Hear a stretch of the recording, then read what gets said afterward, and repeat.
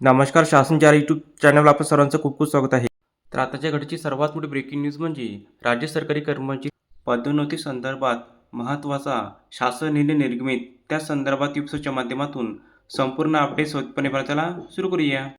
पदोन्नतीसाठी निवड होणाऱ्या अधिकारी आणि कर्मचाऱ्यांनी पदोन्नतीबाबत निर्गमित शासन निर्णय आणि शासन परिपत्रकाने दिलेल्या सूचनांची काटेकोर अंमलबजावणी करण्याबाबत महाराष्ट्र शासनाच्या अन्न नागरी पुरवठा व ग्राहक संरक्षण विभागामार्फत दिनांक 15 एप्रिल 2026 रोजी महत्त्वपूर्ण शासन निर्णय निर्गमित करण्यात आलेला आहे. सामान्य प्रशासन विभागाच्या संदर्भ दिन क्रमांक 1 येथील शासन निर्णय दिनांक 12/9/16 अन्वये पदोन्नती नाकारल्यामुळे उद्भवणारे परिणाम व त्यासंबंधी अंमलबजावणीची कार्यपद्धती विहित करण्यात आली आहे. तसेच सामान्य प्रशासन विभागाच्या संदर्भ क्रमांक 2 येथील शासन निर्णय दिनांक 1/8/19 अन्वये राज्य शासकीय अधिकारी आणि कर्मचारी यांना पदोन्नती देताना अनुसरायच्या कार्यपद्धतीबाबतची मार्गदर्शक तत्त्वे निर्गमित करण्यात आली आहे.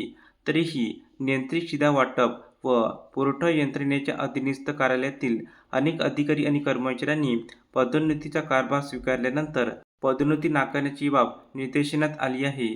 त्या अनुषंगाने सदर परिपत्रकान्वये सूचना निर्गमित करण्याची बाब शासनाच्या विचाराधीन आहे.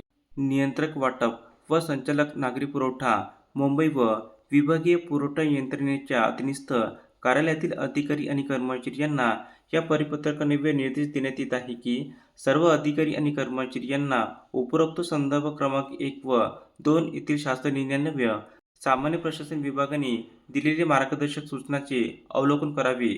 संदर्भ क्रमांक 2 येथील दिनांक 1/8/19 मधील परिच्छेद ए ओ शासकीय अधिकारी आणि कर्मचारी यांनी पदोन्नती नाकारल्यास अंमलबजावणीच्या कार्यपद्धतीमध्ये पदोन्नतीचा पदाचा कारभार स्वीकारण्यापूर्वी पदोन्नती नाकारल्यास दिनांक 12/9/16 च्या शासन निर्णयामध्ये नमूद कार्यपद्धतीनुसार नियमित निवड सूची तदर्थ निवड सूचीमधून नाव वगळण्याबाबत आवश्यक कार्यवाही करावी व पदोन्नतीचा कारभार स्वीकारल्यानंतर पदोन्नती नाकारता येणार नाही अशा स्पष्ट सूचना दिलेल्या आहेत. त्या अनुषंगाने सर्व अधिकारी आणि कर्मचारी यांना निर्देश देण्यात येत आहे की पदोन्नतीसाठी विचार क्षेत्रात असणाऱ्या अधिकाऱ्यांनी पदोन्नती होण्यापूर्वी पदोन्नती निवड सूचीत नाव वगळण्याबाबत किंवा पदोन्नतीचा कारभार स्वीकारण्यापूर्वी पदोन्नती नाकारण्याबाबत शासनात संबंधित नियुक्ती प्राधिकाऱ्यास अवगत करावे.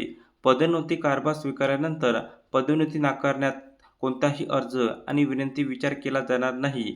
सर्व अधिकारी आणि कर्मचारी यांनी संदर्भदिन शासन निर्णयान्वये देण्यात आलेल्या सूचनांचे काटेकोर पालन करण्याची दक्षता घ्यावी. धन्यवाद.